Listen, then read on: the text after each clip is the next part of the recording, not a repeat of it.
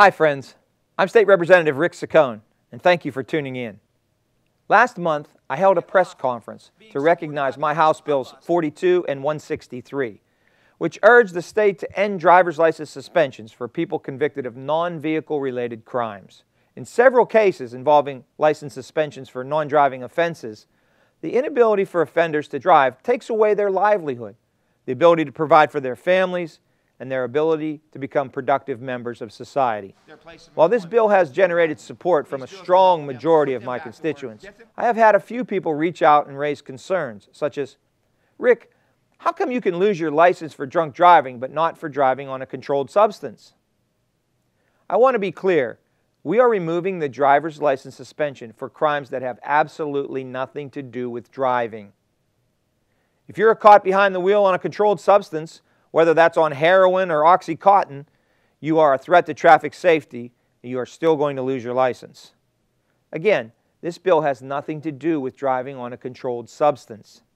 The mandatory suspension for non-vehicle related crimes has left thousands of former criminals in our state who have paid their dues to society through prison time and community service, struggling to find work, struggling to go to the grocery store, and struggling to take care of their families. These individuals are just trying to drive to and from work to make an honest living, but simply cannot because of this unjust penalty. Let's take Chelsea, for example. Chelsea, a Braddock, Pennsylvania resident, completed a 10-month suspension for a 2015 drug conviction. However, Chelsea was unable to afford his fines, resulting in a suspension until 2026. Like a majority of individuals in Pennsylvania convicted of certain crimes, he's not allowed to drive, even though his offense did not involve unsafe driving or even a vehicle. Chelsea has been clean for 2 years and has had to leave various jobs because of complications with juggling transportation to work, to class, and to his narcotics meetings. Factor that with having a family who is depending on him as a source of income, and we can say this suspension has practically left Chelsea's life in shambles, even after he has made a commitment to a better life. With a driver's license in Chelsea's pocket, he would have been able to pay his fines and his career possibilities would have expanded tremendously. Many people also incorrectly assume that Pennsylvania residents are able to obtain a work or bread and butter license that at least allows a person to drive to and from work. In Pennsylvania, the work license is called an Occupational Limited License, OLL. And the limited license generally allows a person to drive to and from work, school, and medical appointments.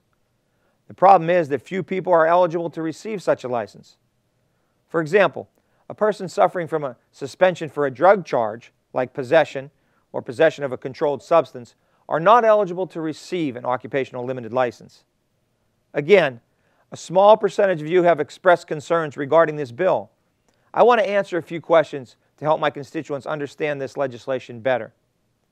James writes, Rep. Saccone, you can lose your license for drunk driving, but not for driving on opioids? I don't understand this. James, thank you for your concern. My bill has absolutely nothing to do with driving under the influence of any controlled substance.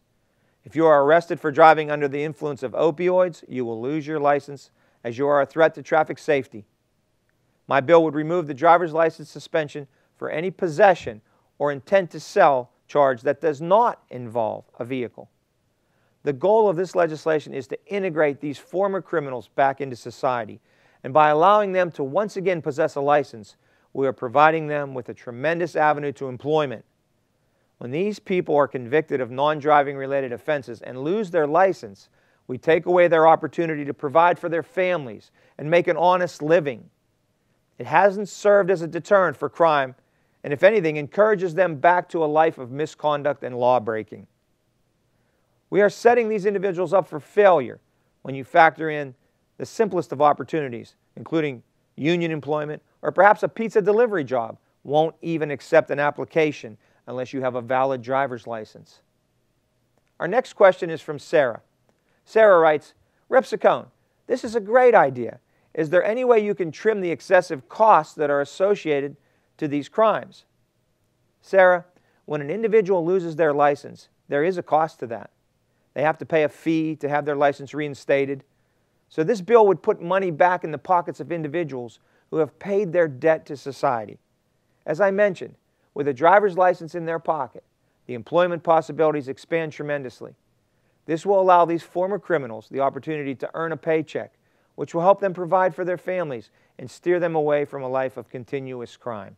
Even PennDOT has taken the position that driving privilege suspensions should be imposed only as a consequence for traffic violations and actions that threaten traffic safety, like refusing chemical testing after a DUI arrest. House Bills 42 and 163 are simply common sense bills. Why should the government impose a driving license suspension on a crime that has nothing to do with driving? This has a profound impact on people's lives. A report released last year by criminal justice reform group, the Prison Policy Initiative, noted a majority of other states have done away with such automatic suspensions. You know, today, we often hear in our country that we need immigrant labor to fill jobs Americans don't want to take. We are told Americans don't want to work. Let me tell you, here in Pennsylvania, we have thousands of people who want to work but can't get there. They're not allowed to get there because their license has been taken away by the government unnecessarily. The government is the biggest impediment. Our government removes their license so they can't get to work. My bill is about getting Pennsylvanians off public assistance, getting them off welfare, and getting them back to work where they want to be. If you have any questions pertaining to my legislation or issues around our community, I encourage you to email me or visit my district office. I'm State Representative Rick Saccone, and until next time, in God we trust.